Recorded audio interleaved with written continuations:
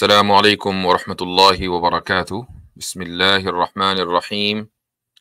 अल्हम्दुलिल्लाहि रब्बिल आलमीन वस्सलातु वस्सलामु अला सय्यिदिल अंबियाइ वल मुरसलीन व अला आलिहि व सहबिहि अजमईन, अम्मा बाद। उम्मीद है कि आप सभी हजरात बखैर होंगे और आज की स्ट्रीम के मुंतज़िर भी होंगे। माशाअल्लाह आपके पैगामात मुस्तकिल मिलते रहते हैं। ये मेरी कोताही और कमी है कि आप में से अक्सर हजरात के मैसेजेस का जवाब नहीं दे पाता हूँ और बहुत से लोगों को शिकायत होती है, लेकिन इस शिकायत का हल मेरे पास है नहीं।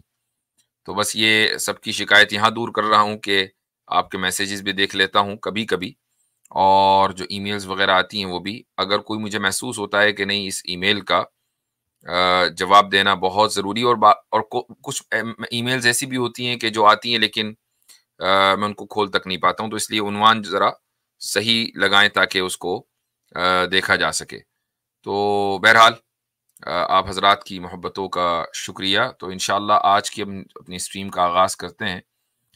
बैक स्टेज पर मेरे साथ हैं आतिफ रैयान साहब, और अभी थोड़ी देर में इंशाअल्लाह आसिम इफ्तिखार साहब भी ज्वाइन करेंगे। जी आतिफ साहब, क्या हाल चाल है?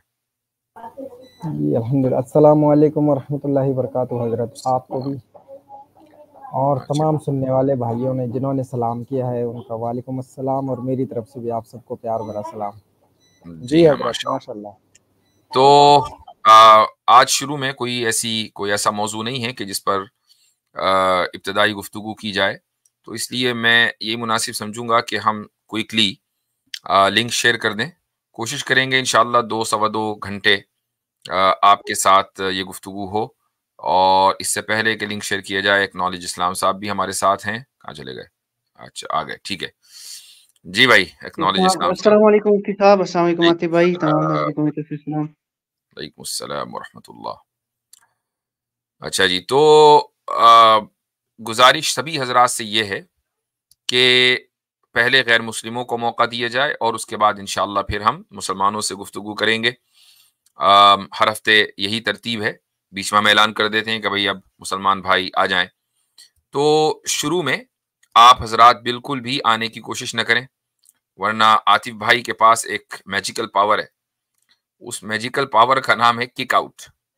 तो वो इसका इस्तेमाल करेंगे और किक आउट कर देंगे तो क्या फ़ायदा। तो इसलिए आप सब्र करें और गैर मुस्लिमों को मौका दें, उनको आने दें। उनसे गुफ्तगू होने के बाद फिर इंशाअल्लाह आप तशरीफ़ लाइएगा। एक तो ये बात है। दूसरी बात ये है कि हम में से अगर कोई आदमी ड्रॉप हो जाए, बाज़ मत ऐसा होता है मैं खुद ड्रॉप हो जाता हूँ, कोई टेक्निकल एरर आ जाता है, या मसलन हमारे पैनलिस्ट में से, तो अब वो वापस आने की कोशिश करता है और बाहर इतनी धक्कम पेल होती है कि वो खुद बंदा वापस नहीं आ पाता। तो हमें कई कई लोगों को रिमूव करना पड़ता है। तो जब हम ये कहें कि भाई हमारा एक पैनलिस्ट ड्रॉप हो गया, उसको आने दो, तो प्लीज आप सब लोग रुक जाएं और उसको आने दें, और उसके बाद फिर हम अपनी स्ट्रीम जो है वो जारी रखेंगे, वरना बीच में जो है वो एक फ्लो टूट जाता है। ठीक है, चलें। अच्छा, बसारत माशाअल्लाह आलम हज़रत, साहब भी आए। 3 लाख सब्सक्राइबर कंप्लीट हो गए जी। अस्सलाम वालेकुम। और हाँ, मुबारक। बहरहाल इंटरनेट की दुनिया में ये एक अचीवमेंट है। मैं समझता हूँ कि असल बात यह है कि हमारी बात दूर तक पहुंचे, वो 3 लाख हों कि 30 लाख हों, इससे फर्क नहीं पड़ता, और आदमी बात सही कहे। बहुत से लोग होते हैं कि जो मिलियंस ऑफ सब्सक्राइबर्स लिए बैठे हैं, लेकिन उनका कौल उनके अमल से मुताबकत नहीं रखता है। और बहुत से लोग ऐसे हैं कि जो कम सब्सक्राइबर्स वाले हैं, लेकिन ये कि वो बहुत खुलूस के साथ, मेहनत के साथ और सही मनहज और सही तरीके के साथ काम कर रहे हैं। तो ये जो सब्सक्राइबर्स का गेम है ना, ये एक बहुत डर्टी गेम है इंटरनेट के ऊपर।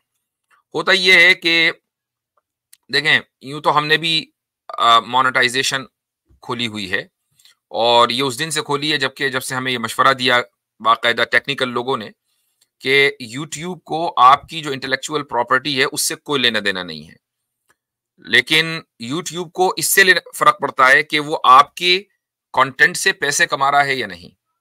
तो डॉक्टर इसार साहब का जो चैनल गया था वो इसी वजह से गया था कि उन्होंने मोनेटाइजेशन आम नहीं की थी, मिलियंस ऑफ सब्सक्राइबर्स थे और मुकम्मल मवाद उनका ज़ाय हो गया। तो हमने कहा ठीक है, हम भी मोनेटाइजेशन आम कर लेते हैं। तो इस तरह बहुत से लोगों ने की हुई है। लेकिन मैं एक चीज बता दूं आपको कि बहुत से लोगों के नजदीक मकसद ये होता है कि हमारे सब्सक्राइबर बढ़ जाएंगे तो हमारी इनकम में इजाफा हो जाएगा। अल्लाह ताला का लाख लाख शुक्र है और उसका इनाम और एक एहसान है कि उसने हमें इस इनकम के ऊपर डिपेंडेंट नहीं बनाया है, अल्हम्दुलिल्लाह। तो ये जो मोनेटाइजेशन आप देखते हैं, ये इसलिए नहीं कि इससे कोई खुदा न खास्ता हमारा घर चल रहा है, ऐसा नहीं है। ये एक ऐसी चीज है कि जिसको मजबूरी में हमने आम किया है। लेकिन मैं देखता हूं बहुत से लोगों को कि उनका उनका मकसद ये होता है कि यार हमारे सब्सक्राइबर बढ़ जाएं।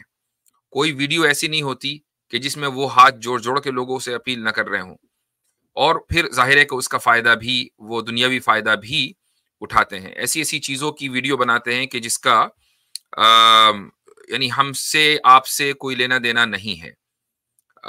तो इन चीजों से कम ये कि जो उलमा हजरात हैं उनको बचना चाहिए, और कम से कम जो दीन की बात कर रहे हैं उनको बचना चाहिए। कुछ लोग सिर्फ कंट्रोवर्शियल बातें करते हैं, और कंट्रोवर्सी से वो ये सब्सक्राइबर्स और लाइक्स क्रिएट करना चाहते हैं ताकि उनका हल्का बढ़े, लोग ज्यादा से ज्यादा देखें। इमेजिन करें कि अगर लोग आपके ताल्लुक से बात करना छोड़ देंगे तो इंटरनेट एल्गोरिदम में तो आप पीछे हो जाएंगे ना। आपने मेरी वीडियोस में से बहुत सी वीडियोस को देखा होगा, 3 लाख अगर सब्सक्राइबर्स हैं, इसके बावजूद कुछ वीडियोस ऐसी हैं कि जिनको देखने वाले, जिनके व्यूज जो हैं सिर्फ 2000-3000 हैं। तो यानी ये 1% भी नहीं है। आमतौर से जो एवरेज परसेंटेज होता है व्यूअर्स का, वो 8 से 10%, 20% तो होना चाहिए। और इसमें बहुत सारी चीजें मैटर करती हैं, थंबनेल है और क्या क्या है, तो और मौजू है, मवाद है, जो रेलेवेंट जो टॉपिक है, और कितनी कंट्रोवर्सी आप क्रिएट कर रहे हैं, कितने लोग आपके ताल्लुक से बात कर रहे हैं, सर्च कर रहे हैं, ये सारी चीजें मैटर करती हैं।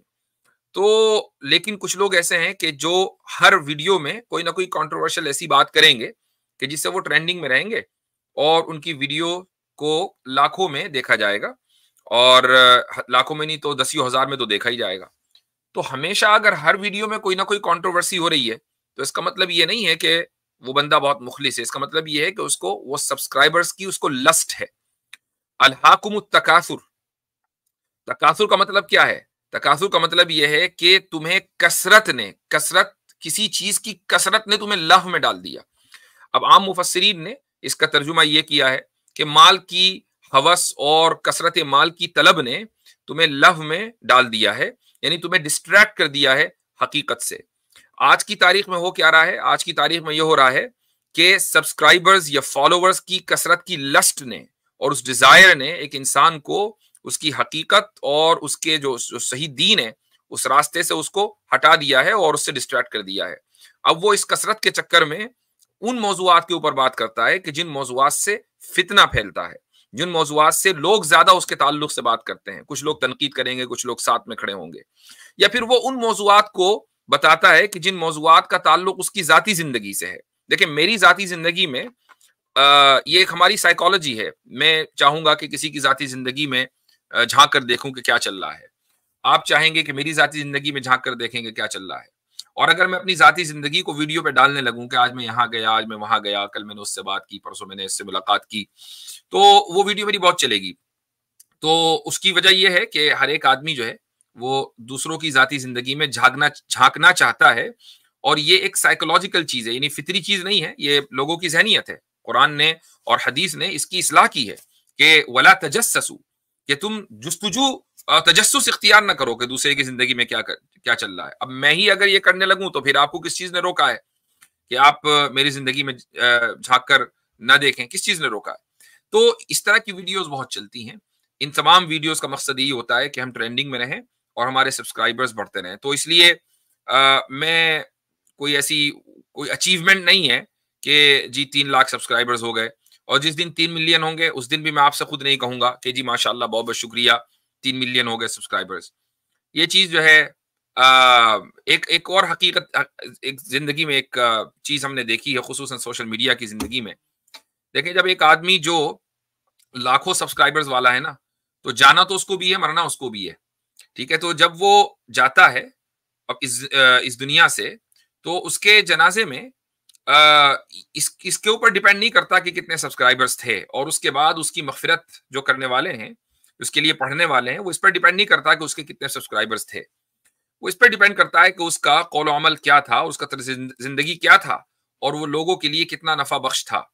अगर वो लोगों के लिए नफाबंद नहीं था, बस वो कंटेंट डेवलपर था, वो लोगों को कंटेंट दे रहा था, लोगों को एंटरटेन कर रहा था।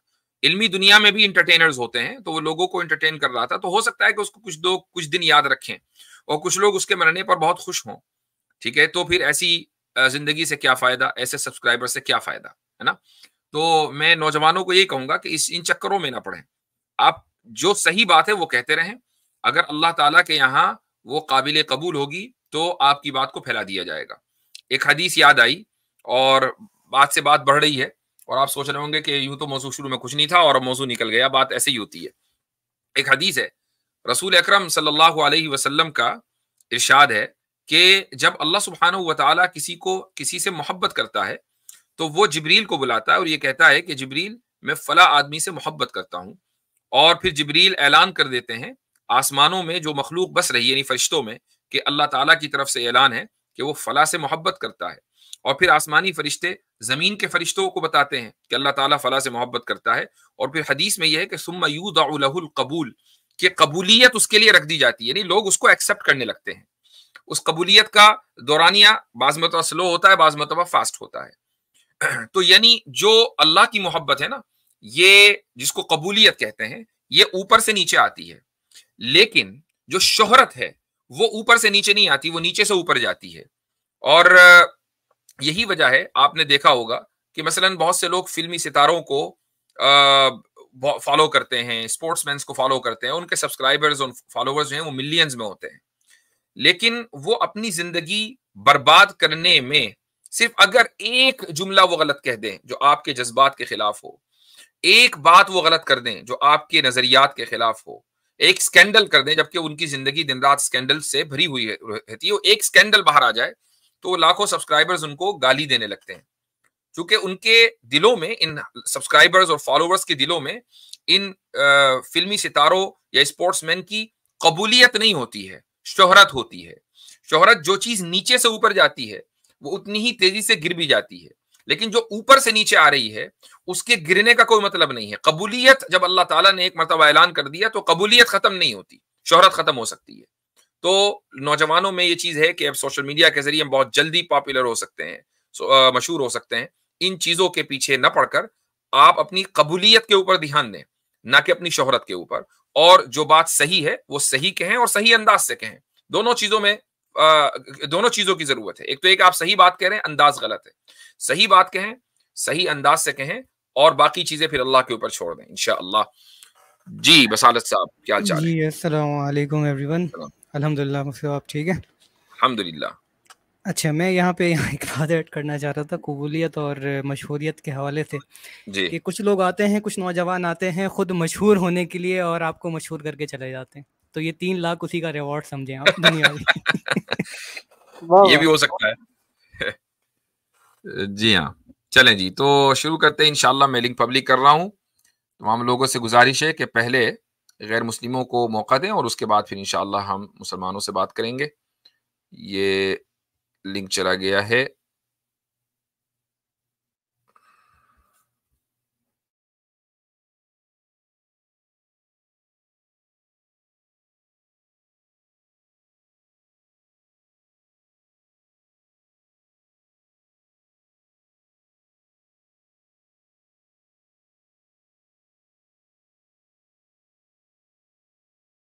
आसिम भाई हैं जी। अस्सलाम वालेकुम वरहमतुल्लाहि वबरकातुहू। आसिम भाई, वालेकुम अस्सलाम वरहमतुल्लाह। कैसे हैं? खैरियत से? मुफ्ती साहब की आवाज नहीं आ रही मुझे। माइक म्यूट है। आपका माइक म्यूट है। जी अस्सलाम वालेकुम आसिम भाई, क्या हाल चाल है? वालेकुम अस्सलाम अल्हम्दुलिल्लाह। कैसे हैं मुफ्ती साहब? अल्हम्दुलिल्लाह बखैर हैं। अच्छा, आप 2-3 हफ्तों की गैर हाजिरी के बाद आ रहे हैं, तशरीफ ला रहे हैं? जी जी। जी हाँ। मुस्लिम भाइयों से दरख्वास्त भी की जा चुकी है 2-3 बार, फिर भी नहीं मान रहे हैं। तो बस अब आप अपना, हाँ ब्रह्मास्त्र। जी तो ये कौन है भाई? SIK। ब्रह्मास्त्र तो बैन होने पे चलाया जाएगा, अभी फिलहाल हल्के फुल्के तीर और तरकश। ये ले लीजिए SIK। क्या है ये? जी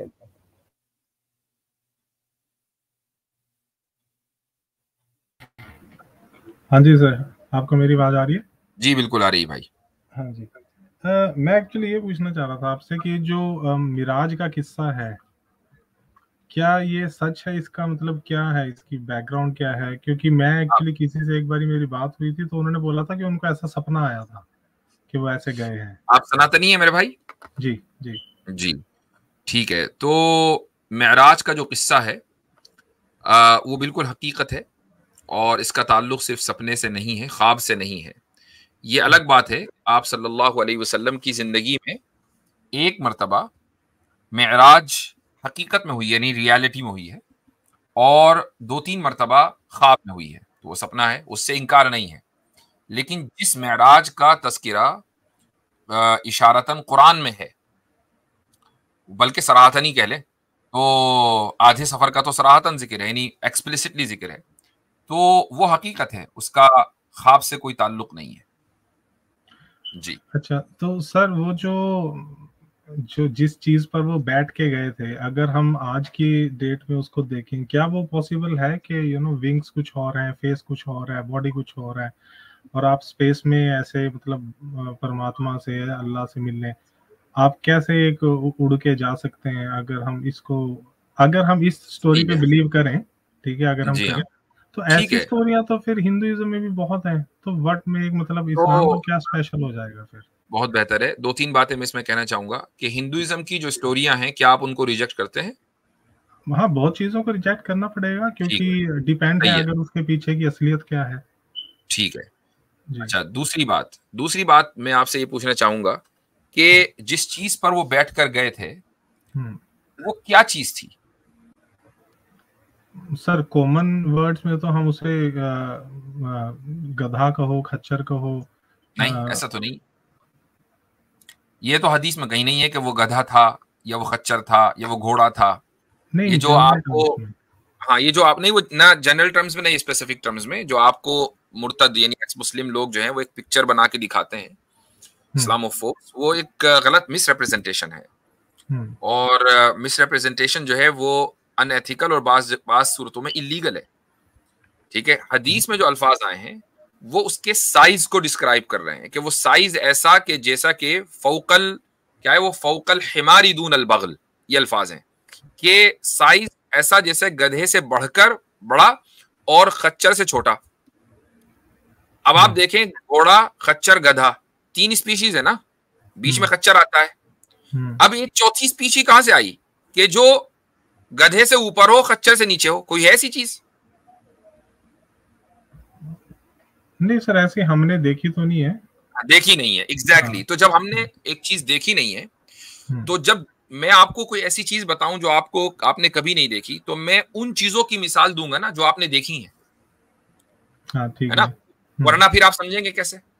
आपको समझाने के लिए मुझे मिसाल वही देनी पड़ेगी। आपने कभी लैपटॉप अगर ना देखा हो, तो मैं आपसे कहूंगा कि यार ये लैपटॉप ऐसा होता है जैसे आप बड़ा सा रजिस्टर ले लेना, तो उसको अगर आप खोल दें तो, लेकिन वो रजिस्टर तो नहीं, आपने रजिस्टर देखा है, लैपटॉप नहीं देखा, तो मैं आपसे उस मिसाल में बात करूंगा। तो उस हदीस में जहां मेराज का जिक्र है, जिस सवारी की बात है, उस सवारी की मिसाल दी गई है कि उसका साइज तकरीबन ऐसा था।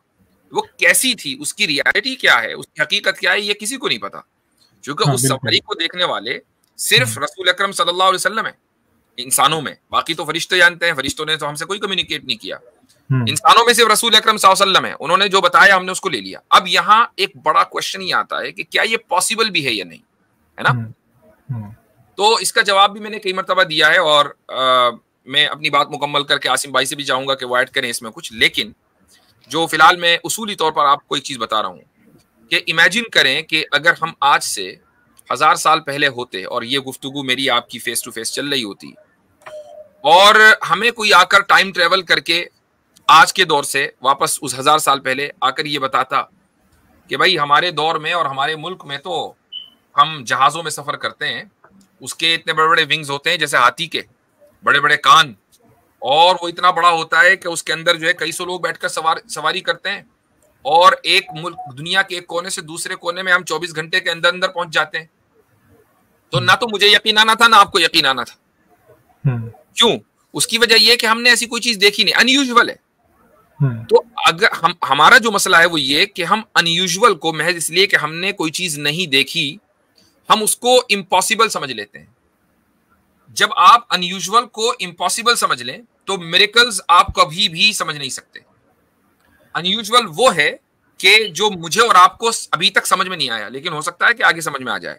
हाँ सर, ये पॉइंट से मैं एग्री करता हूँ, क्योंकि बहुत सारी चीजों में पास्ट में या हिस्ट्री में क्या है, हम उसको आज की डेट में वैलिडेट या उसकी सफाई नहीं दे सकते। ठीक है कि क्या हुआ क्या नहीं। हाँ बिल्कुल। तो क्वेश्चन फिर वही आ जाएगा कि मतलब हालांकि चीज ये है कि ठीक है, आप जो बिलीव करते हैं ऑफ कोर्स उसके लिए आपको रिस्पेक्ट, और कोई इंसान कुछ और बिलीव करता है उसको उसके लिए भी। मेरा पॉइंट फिर से यही है कि अगर पास्ट का हमारे पास कोई वैलिडेशन है ही नहीं, तो हम दूसरे रिलीजियंस को कैसे पॉइंट आउट कर सकते हैं? जैसे एग्जांपल मैं आपको एक चीज बोलूं, हम लोग बोलते हैं कि बाइबल करप्ट हो चुकी है, ठीक है, बाइबल में मिलावट हो चुकी है। हम लोग किस चीज से उसको कंपेयर करें कि देखो ओरिजिनल में मान लो 10 लाइंस थी, तुम्हारे में 13 है। हमारे पास कंपैरिजन के लिए ओरिजिनल है, राइट? बट अगर हम बाइबल को भी कहते हैं करप्ट है, तो हमारा पास उसका वो क्या है कि हम उससे उसको कंपेयर कर रहे हैं? आप समझ रहे हो मैं क्या कह रहा हूं? ये मैं समझ गया हूं, लेकिन ये एक बिल्कुल दूसरा सवाल है। यानी एक टॉपिक ही बदल गया असल बात। और इसमें ऐसा नहीं है कि इस टॉपिक पर मुझे बात नहीं करनी है। असल ये है कि अगर हमने ये उसूल समझ में आ गया, ये प्रिंसिपल समझ में आ गया कि अनयूजुअल इम्पॉसिबल नहीं होता, इम्पॉसिबल इम्पॉसिबल है और अनयूजुअल अनयूजुअल है, अगर हम दोनों के दरमियान फर्क कर गए तो बहुत आसानी के साथ हम मिरेकल्स को समझ सकते हैं। अगर आप मुझसे इस पर एग्री करते हैं और आप कहते हैं हाँ जी ये पॉसिबल है। एक पॉइंट का और इजाफा कर दूं मैं कि मोहम्मद सल्लल्लाहु अलैहि वसल्लम अपनी मर्जी से और जो ताकत उनको दी गई थी, जो भी उनको, जैसे हर एक को ताकत है ना भाई, आपको भी कुछ ना कुछ करने का इख्तियार है, मुझे भी कुछ ना कुछ करने का इख्तियार है, हर इंसान को कुछ ना कुछ करने का इख्तियार है, वो लिमिटेड है। तो जो भी इख्तियार मोहम्मद सल्लल्लाहु अलैहि वसल्लम को दिया गया था, उस इख्तियार और ताकत के बलबूते पर वो खुद नहीं गए थे। कौन लेकर गया था? लेकर गया था वो कि जिसने कायनात बनाई है, जिसने लॉज ऑफ फिजिक्स बनाए हैं, ठीक है, लॉज ऑफ नेचर बनाए हैं।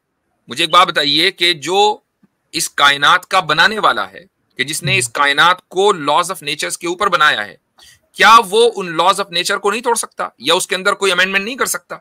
कर सकता है, क्योंकि वो तो ऑल पावरफुल है ना। मैं और आप अगर जाके देखें, हम तो स्पेस में नहीं जा सकते, आउटर स्पेस में नहीं जा सकते, ठीक है। तो लेकिन हम बात कर रहे हैं खुदा की, कि खुदा लेकर गया, और खुदा कौन है? जो इस कायनात का बनाने वाला है। अब यहां पर इस मेराज के वाकये को गलत साबित करने के लिए यह तय करना जरूरी होगा कि नहीं, खुदा तो है लेकिन ऑल पावरफुल नहीं है। अगर आप ये साबित कर दें तो ठीक है भाई, मेराज भी गलत है। लेकिन अगर हम ये मान रहे हैं कि खुदा है और वो ऑल पावरफुल है और वो ही लॉज ऑफ नेचर का बनाने वाला है और उसके पास ये ताकत है कि वो लॉज ऑफ नेचर में अमेंडमेंट कर दे, तो फिर मेराज भी ठीक है।